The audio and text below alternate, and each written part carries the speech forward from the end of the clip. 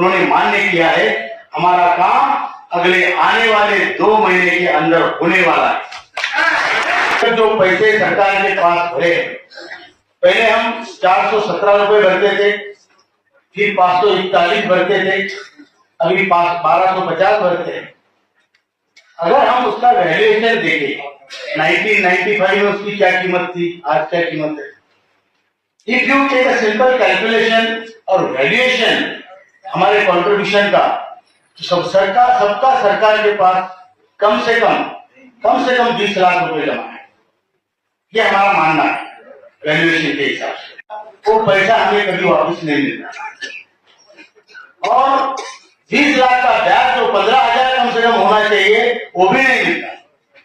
आज हमको मिलता है 1,000 रुपए मिनिमम।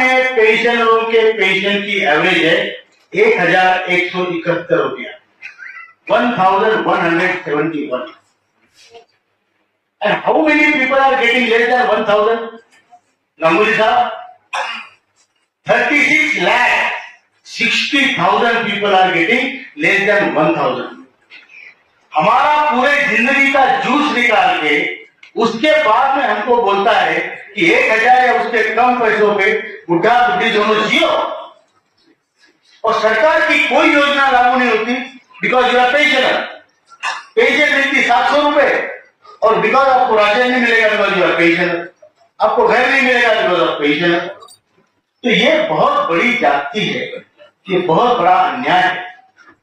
अब ये अन्याय केवल एफसीआई पे नहीं है, केवल जेसीआई पे नहीं है, ये अन्याय केवल ओएनजीसी पे नहीं है, आरटीसी पे नहीं है, ये अन्याय पूरे हिंदुस्तान के इंडस्ट्रियल वर्कर्स पर है,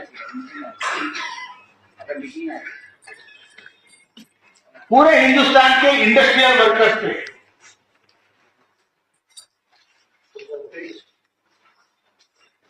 पूरे भारत में इंडस्ट्रियल वर्कर्स की संख्या, मैं लोकसभा के आंकड़े बता रहा हूं, 29 करोड़ 88 लाख, मतलब 30 करोड़ इतने लोग इंडस्ट्री में काम करते हैं।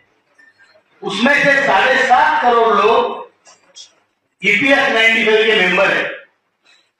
मतलब आज की तारीख में 7.5 करोड़ लोग हर महीने पैसे भरते हैं पेंशन के लिए 1,250 रुपए, और रिटायर्ड लोगों की संख्या 78 लाख है, 78 लाख।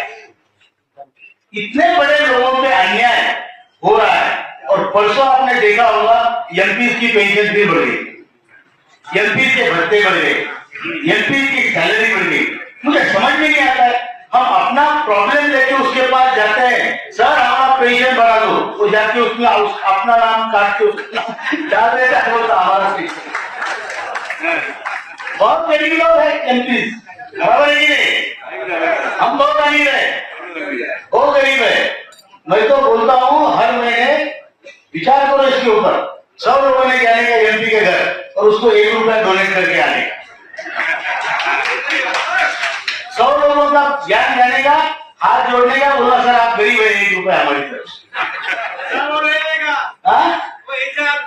अरे वो चारा नहीं लड़ रहा हूँ, या कोई बोलता है अशोक राव की संगठना है ना, ये मेरी संगठना नहीं है, ये इन लोगों की भी संगठना नहीं है, ये आपकी संगठना है, और आपके जैसे पूरे देश के 80 लाख रिटायर्ड लोगों की संगठना।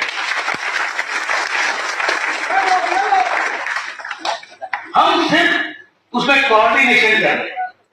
हम चाहते हैं कि सब लोग इकट्ठा आ जाए, अपना हक मिले, और आगे भी चल के किसी कामगारों पे अन्याय ना हो, इसलिए ये संगठना है। ये नॉन पॉलिटिकल संगठना है। पॉलिटिकल संगठनाओं ने क्या किया है आप जानते हैं, बराबर है? ट्रेड यूनियन है, सब पॉलिटिकल यूनियन है। बीएमएस है, भारतीय जनता पार्टी का है, ये तो सत्य है, ये कोई झूठ नहीं है।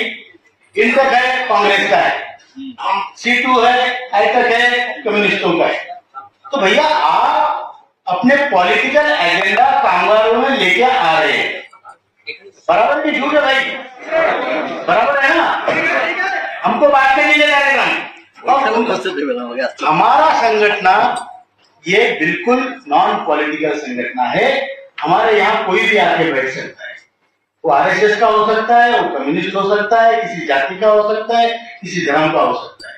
हमारा रिश्ता ना जात का है ना धर्म का है। हमारा रिश्ता, हम कामगार है, हमारा रिश्ता कर्म का रिश्ता है। हम सब कामगार है, इसलिए हमारा कर्म का रिश्ता है और इसलिए हमें यश मिलेगा। आपने देखा होगा अभी तक इतने सारे लोगों ने इसके लिए उसके खड़े तो बहुत कम लोग हुए हैं। ट्रेड यूनियनों ने तो ये मुद्दा उठाया भी नहीं कभी जिंदगी में। लेकिन आज अगर किसी को बुला के प्रधानमंत्री बात करते हैं तो नेशनल एजुकेशन कमेटी, अगर किसी को बुला के वित्त मंत्री 3 बार बात करती है तो वो नेशनल एजुकेशन कमेटी। श्रम मंत्री अगर बुला के बोलते प्रेजेंटेशन दो तो नेशनल एजुकेशन कमेटी। जो भी पॉलिटिकल चैनल, ब्यूरोक्रेटिक चैनल में कैबिनेट सेक्रेटरी ऑफ इंडिया हमको बुला के 2 घंटे राउंड टेबल कॉन्फ्रेंस करता है। क्या है? Finance secretary, expenditure secretary, labour secretary, top rank of bureaucracy हमसे बात किया है, बात नहीं किया है। तो